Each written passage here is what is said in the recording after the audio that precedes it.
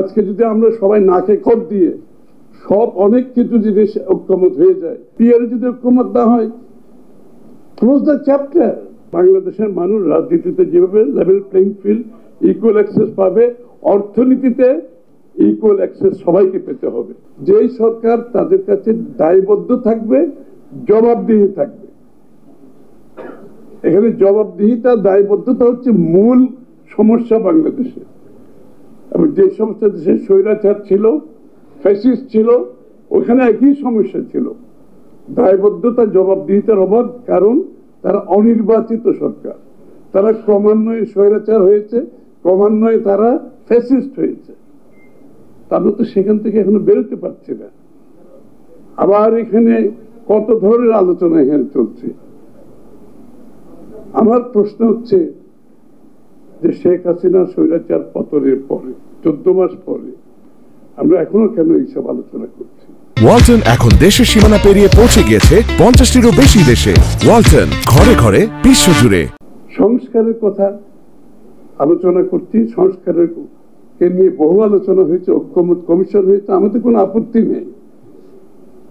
Quite honestly, ঐক্যমত commission হোক আর না হোক, সংস্কারে ঐক্যমত হোক আর না হোক, বিএনপির পক্ষ থেকে আমরা 9 বছর আগে ভিশন 2030 মাধ্যমে আমাদের কি কি সংস্কার হবে আমরা জাতির সামনে তুলে ধরেছি 9 বছর আগে।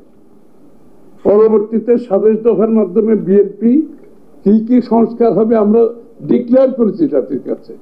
তার পরবর্তী সময়ে আমাদের যুগপৎ আন্দোলন, আমাদের সাথে যারা আন্দোলন করেছে তাদের মতামতের পরিপ্রেক্ষিতে 27 দফাকে 31 দফা সংস্কারে নিয়ে গেছি।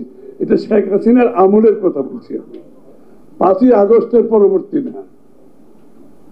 তখন কারোর কাছ থেকে আমরা সংস্কারের এত ডিটেইল একটা প্রোগ্রাম নিয়ে কোন দল দেশের সামনে সেটা প্রতিষ্ঠা করে নাই। 31 দফাতে আমাদের যুগপতি যারা ছিল সবাইকে নিয়ে আমরা শেখ হাসিনার সময় 2 বছর আগে এটা জাতির সামনে তুলে ধরেছি।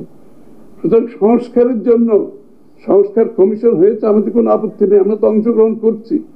সংস্কার কমিশন হোক আর না হোক, as far as we are concerned, আমাদের 31 দফার সংস্কার আমরা বাস্তবায়ন করব। সুতরাং সংস্কার কমিশনের যে এক্সারসাইজ, আমাদের কোনো আপত্তি নেই, কিন্তু এই এক্সারসাইজের মাধ্যমে 14 মাস পরে আমাকে এখনো আলোচনা করতে হবে কেন?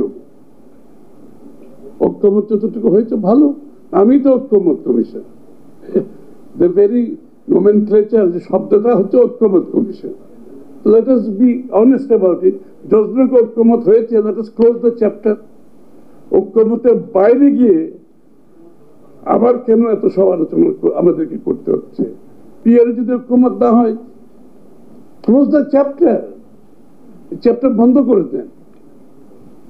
কিন্তু আমি পিয়ারের বিরোধিতা আমি করলে সেটা আমাকে জনগণের মতামত নিয়ে করতে হবে। আজকে যদি আমরা সবাই নাকে খত দিয়ে সব অনেক কিছু জিনিস ঐক্যমত হয়ে যায়, কালকে যদি বাংলাদেশের মানুষ সেটাকে না চায়, ম্যান্ডেট না দেয়, তাহলে কি হবে? বাংলাদেশের মানুষ রাজনীতিতে যেভাবে level playing field, equal access পাবে, অর্থনীতিতে ইকুয়াল অ্যাক্সেস সবাইকে পেতে হবে।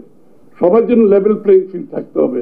বাংলাদেশের উন্নয়নে, বাংলাদেশের অর্থনৈতিক কর্মকাণ্ডে বাংলাদেশের প্রত্যেকটি মানুষ যাতে অংশগ্রহণ করতে পারে, সেই নাগরিক অধিকার আমাকে নিশ্চিত করতে হবে।